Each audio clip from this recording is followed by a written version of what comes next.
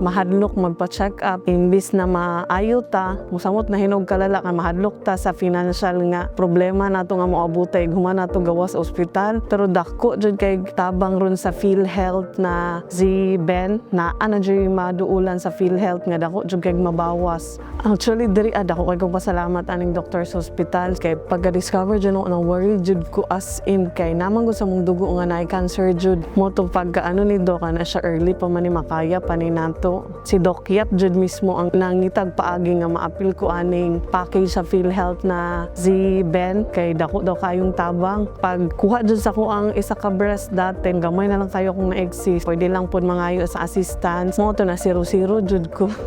Ang dako jud pasalamat sa doktor sa ospital. Kay murag nahimo naman gud na akong kuan sa bakasyonan.